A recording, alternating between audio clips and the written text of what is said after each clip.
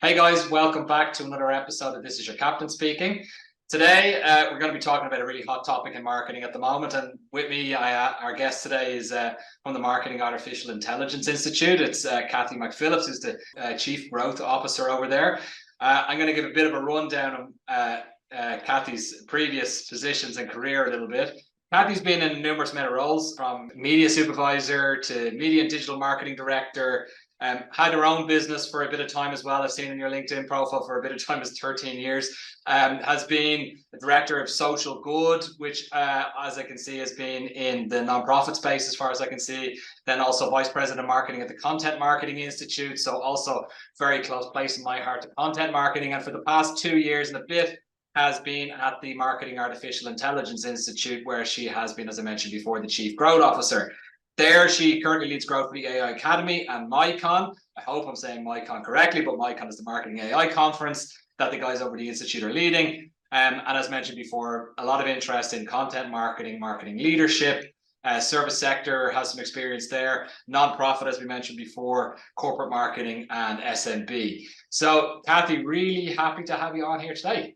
Thank you. That was a nice intro, nice and speedy. I packed a lot in such a short amount of time, So I have good notes here. So what I typically do is I write down like a couple of little notes, and then I like take LinkedIn screenshots of like your previous experience, and I'm like reading down through all the different bits. So I hope I covered everything all right there. Is there anything that about the Institute, about what you guys are doing now, or like tell me a little bit about the Institute? Because I believe your founder and CEO many years ago. So the Institute's been around for quite some time. And I met him, if I'm not mistaken, remind me the CEO's name again. Paul Reitzer. Yeah, Paul. Exactly. So I met Paul during my time back at Marsis, and we did some content marketing together way back when, 2015, okay. I guess. So it's interesting that the Institute's been around for quite some time, right? It has.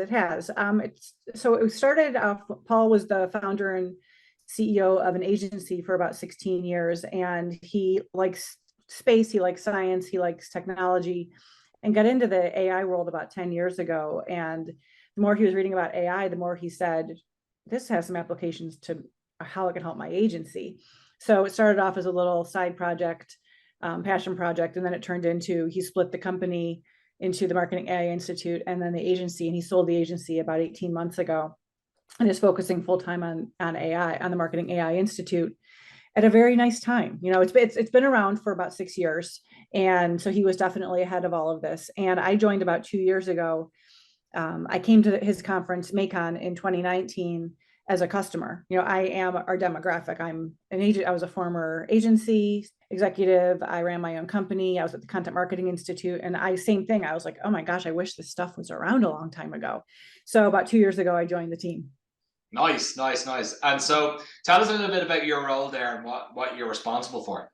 So I head up marketing. I head up some of the growth initiatives with our AI Academy for Marketers, marketing our conference, building our community and growing the business through our community. That's a big passion of mine, focusing on making sure that what we're providing is of value to our customers and our community and our network, which in turn leads to great sales and conversions through all the things that we have going on. It's interesting when I'm able to listen to our customers and really focus on their needs and convey those messages back to our team from an editorial standpoint, from a product and service standpoint, how much our business grows. Who would have thought if we give our customers what they want, then we can grow our business. So it's been a nice way to help us with our business. It's so funny. I think the past 3 guests that we've had on is all about customer-centric marketing, like all about how to get closer to your customer, how to get message from your customer and then place it back in front of the customer again, giving them basically what they want to hear, what they want to see, etc. So it's one of those things that's so funny, because the more of these I do across different businesses as well, and the more I'm hearing that message around customer-centric. It's always been a message, but it's actually, people have just been sort of saying in the background, and it's so in the forefront now as well. So it's interesting to hear you say it. Just around how many people are in the AI Academy right now? How many customers have you got? In the academy, we've got a few hundred, but in our community, we're up to about 3,000 in our Slack group. It's growing very fast. I mean, when I started, it was about 200 people. So there has definitely, November 30th, when ChatGPT came out, things definitely progressed a lot faster. And I think a lot of that was just kind of the understanding of, oh, this is what AI is. And I actually think this makes sense. And it took that scary artificial intelligence term and put it in a more tangible example for marketers who could say, this may not be the right thing for me, but at least I kind of understand that there are some capabilities and options for me as a marketer to help infuse this in my business. And the point of the Slack community then, I guess, is to share knowledge, help people understand how best to get use cases out of ChatGPT, for example, how best to lean on AI as a marketer, etc. It is. It's, a lot of people are sharing stories on if they've tried something, ChatGPT, I tried this prompt and look at my result, or here's my 10 prompts it took me to get to the right thing. People are very, very generous in their sharing. There is just, we call it the lounge, is one of the channels that people can just converse what book you're reading. Is anyone going to be at this event?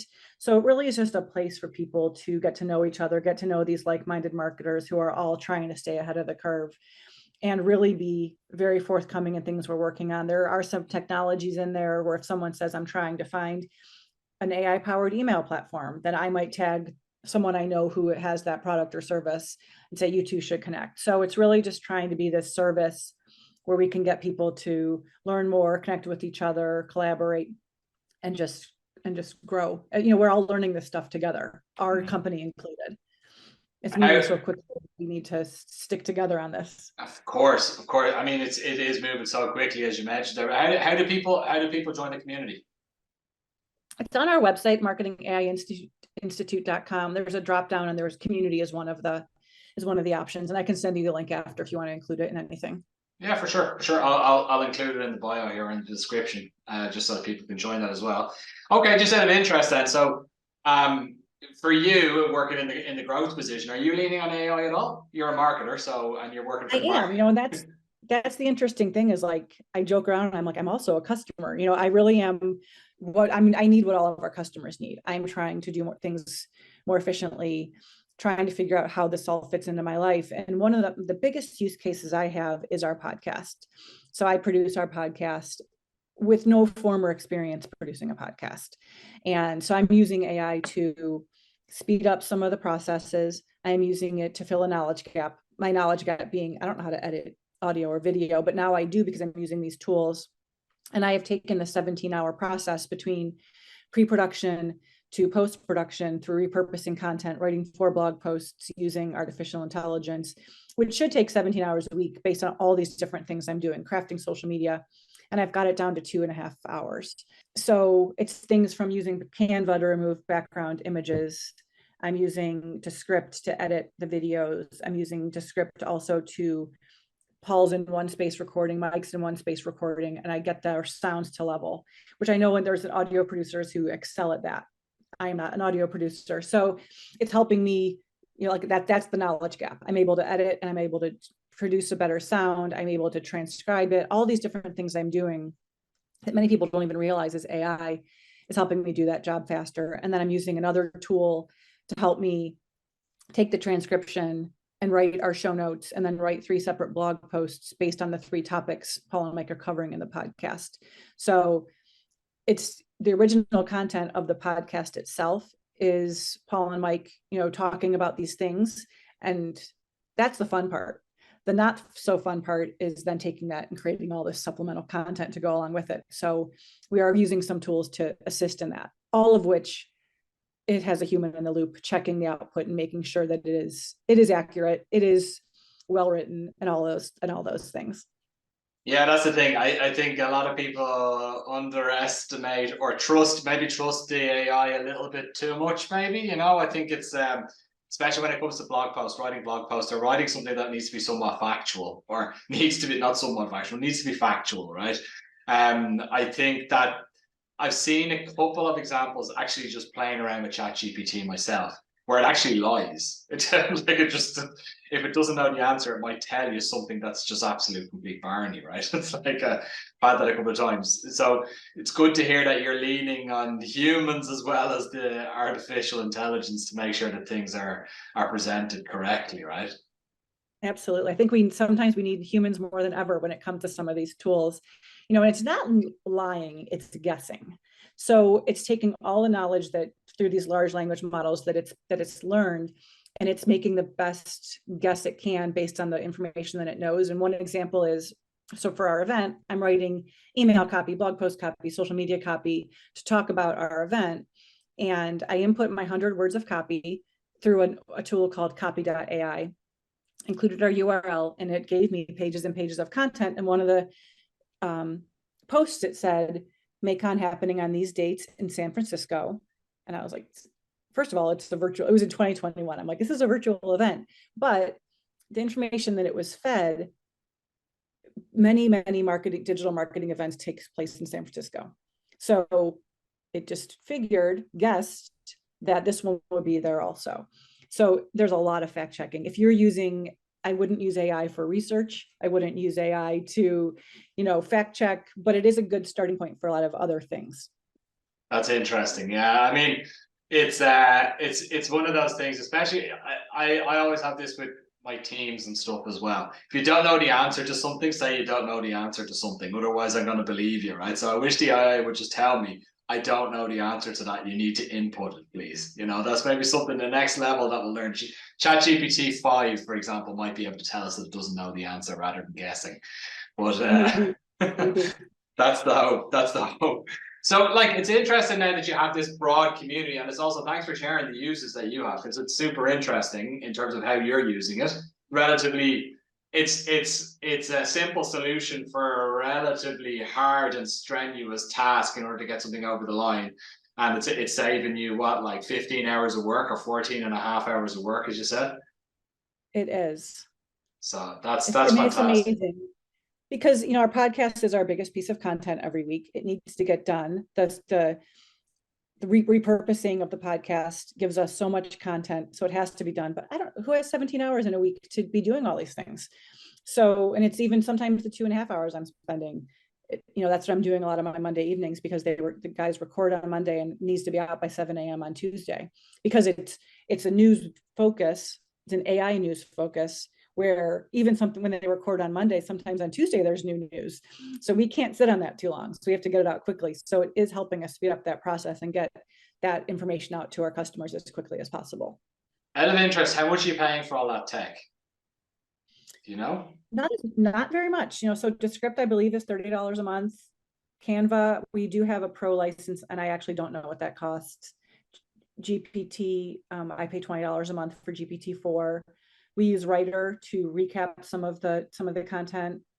I don't even know how much that costs, but none of them are exorbitant, for sure. So you're probably paying less than probably $100 a month or something like that. That's what I was going to say. I mean, and that's worth how much of my time, That's saving you. Yeah, if you look at 17 hours of your time, or 15, let's say 14 and a half hours of your time, or somebody's time, it's still a team member's time that needs to go and actually put that effort in to do it, and the outcome is going to be more or less the same, right? Whereas they can focus on other things.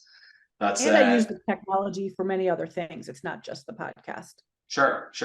Yeah, you can use it across many. Yeah, you can use it across many use cases, of course. Yeah, and hey, just by having this community, I guess that you're coming across interesting use cases all the time with different tech, right? It is very interesting, because many of these folks have the time and have the bandwidth to do some other things. I'm like, oh my gosh, I'm so excited they're jumping in and trying this, because I haven't had 2 seconds to do it. And many of us, some of the examples people are giving may not make sense to me, but it might give me an idea. I'm like, oh, I didn't think about trying it this way for the other thing I'm working on. So it's a constant brainstorming and learning from each other. It's been real fun to come up with different ways to use things. It's very cool. Have you come across anything crazy that springs to mind? Like anything where you're like, oh, that's cool? I think just the ways people are learning how to use prompts. starting with something very basic and then building on the prompt. So we are, because, garbage in, garbage out. So if we're asking GPT-4 or any of these tools a question, and the output we get the first time, you're like, oh, that's actually not at all what I wanted. It's probably not the tool, it's probably you.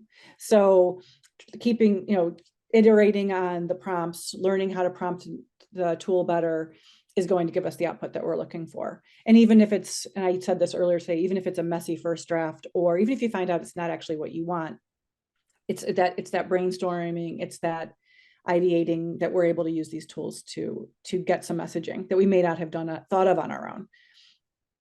Interesting. I've heard people talk about AI. I mean, AI has been around for quite some time. As we just said, like the Institute's been around for over 5 years. So it's not like AI has just arrived at our door and it's like, oh, look, AI is here. We haven't seen this before. But it's been, I think in the past couple of months, it's just been accelerated by some of the tools that have been made available to the broader public, probably, so ChatGPT, etc. But people are referring to AI, or in its current form and its current usability, as the next version of internet. It's almost like our generation's internet, right? It's like the internet was the big explosion back in the late 80s, early 90s, or probably early 90s more so than the late 80s. And now we've got AI, and that's going to be the next big thing. Do you see it in the same way, or how do you see AI? I do. I feel like, AI powered technology in a few years is going to be technology. If I think the technologies that don't keep up and that don't find a smarter version, that don't embed AI into what they're doing, are probably not going to be around in a couple of years. So whether it's AI tech, whether it's technologies that are starting to get APIs with OpenAI or do other things and improve their technology, or it's a technology starting from scratch that's an AI powered technology, the ones that aren't advancing with all of us are going to be left behind. So I think, like you said, it's just going to become, that's what tools are going to be from now on. They're going to have some more intelligent component than what we're used to. Mm-hmm. Okay, that's certainly interesting. How is the Institute then set up to help businesses with that, or help, let's say companies that are looking to embed technology or AI into their technologies? The Institute help with that? Where does the Institute play a role there?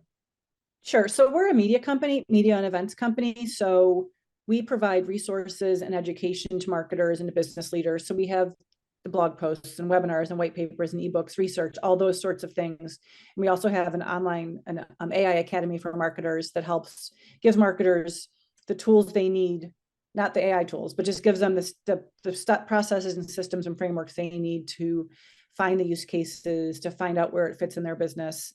And then we have our in-person event in July here in Cleveland, Ohio, bringing some industry leaders together to talk about their experiences with AI, what the future of AI is, and actually what the now of AI is. What should we be focusing on today? Here are some brands that are coming in telling the stories of their successes with AI. So we're just a good resource and a good network of folks who are able to help marketers. If someone wants to know, I'm trying to do this and what tool should I use? We don't necessarily do that, but our community might be able to support those folks in our Slack group. We do have consulting and speaking and other things like that, but we are not like a consultative, we're going to tell you, here's the roadmap you need to be on right now, at least. Interesting. Okay, that's really cool to have a resource there for marketers to lean on. That's for sure. Because the feeling that I'm getting from a lot of marketers, being a marketer myself, like CEOs, etc., saying, "Oh, use AI to write all the copy on the website." Marketers are like, "I don't know if that's a good idea. I don't know if that's going to get me in trouble with Google. Is that going to be something?" I don't know. Should marketers just be embracing it like willy-nilly, or should they be like a little bit more cautious? Because I'm more erring on the cautious side about throwing AI into everything that we're doing, not just because of the possibility of error or flaws in what the outcome is, but more so, for example, if I generate blog posts based that's AI automated or that's been generated by AI, is that going to cause me problems from an SEO perspective? What are Google going to do about that next? Are they going to be bringing that into their algorithm to say, okay, only human generated content is going to be getting a nod from an SEO perspective.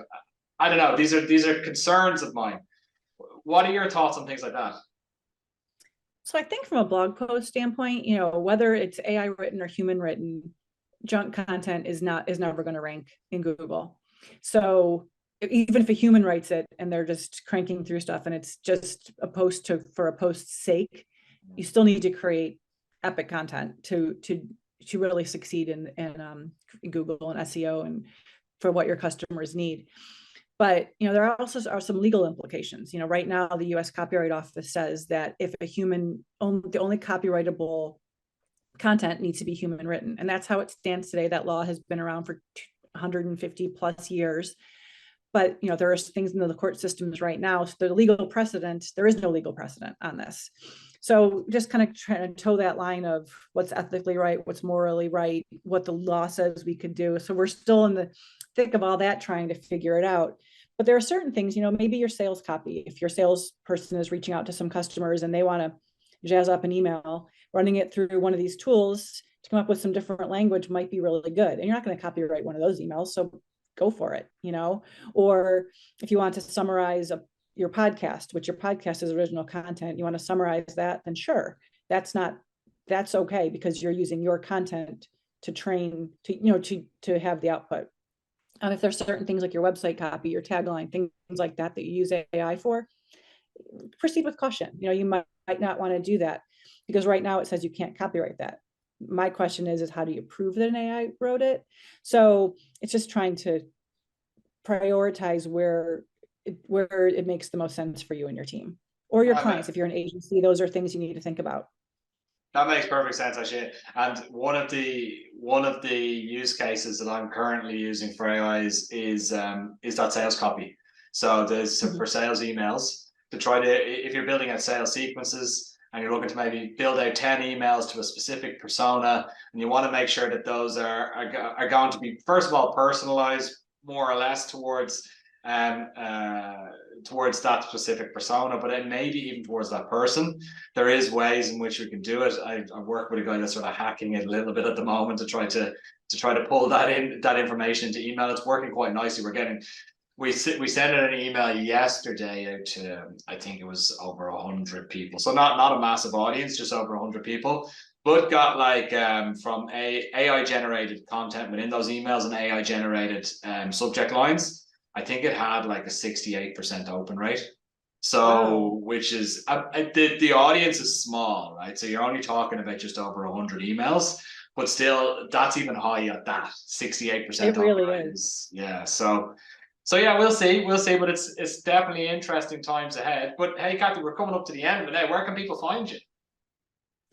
I'm easy to find on LinkedIn. I'm just Cathy McPhillips, Cathy with the C on LinkedIn. I'm on Twitter at C McPhillips. The Marketing AI Institute is at marketingaiinstitute.com. Very easy. From there, you can find any of the content I talked about. There's an event button in our top navigation that talks about our event coming up in July. If you're interested, reach out to me. I'd love to get more information on what people are looking for and how our team could support everybody. Perfect, Cathy. Thank you so much for coming on today. It's been a real pleasure getting to chat with you. And I'll make sure that all of this stuff is being shared in the description as well, so people have to click through, follow you on LinkedIn, connect with you, etc., and also get involved with the Marketing AI Institute as well. And then also hopefully get involved with MyCon, which is coming up. When did you say it's later this year? July 26th to the 28th in Cleveland, Ohio. Not in San Francisco. No, I thought it was in San Francisco. Not in San Francisco. That was just an assumption I made. No, I'm joking. Okay. Thanks so much, Cathy. It's been great speaking with you. And hey, guys, this has been another episode of This Is Your Captain Speaking. Tune in again next week for more great content. Thanks, Cathy. Thank you.